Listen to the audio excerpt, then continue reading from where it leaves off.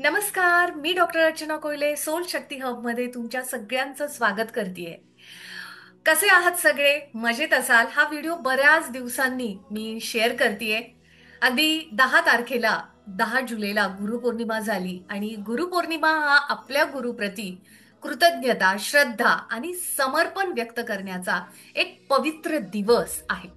तर हा दिवस आपल्या जीवनातील गुरूंच्या योगदानाची आठवण करून देतो, जे आपल्याला अज्ञानातून ज्ञानाच्या प्रकाशाकडे घेऊन जातात. या दिवशी ऋषी वेद व्यासांचा जन्मदिवस देखील आहे आणि याला व्यास पौर्णिमा देखील म्हणतात. तर आता हा दिवस अंतर्मनाशी जोडणारा दिवस आहे.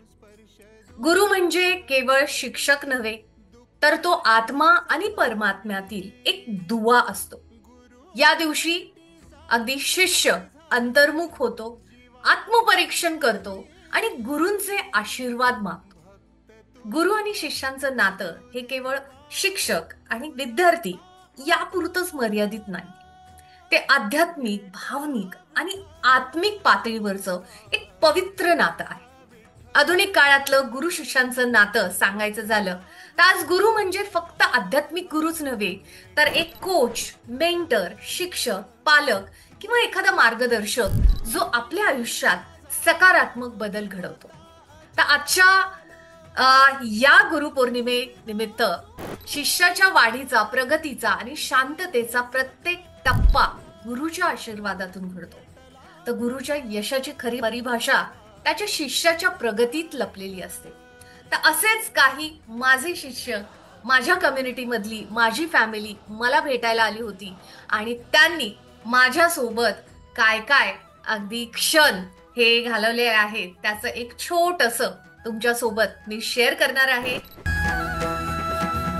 संगतीन ओलांडला अवघड घाट, संगतीन ओलांडला अवघड घाट, चुकलो जिथं मी तिथं दाविली तू वाट, तुझ्यामुळं उमगलो मीच मला थेट, सुख दुःख व्हिडिओ आवडला असेल तर नक्कीच लाईक, सबस्क्राईब चॅनलला कराल.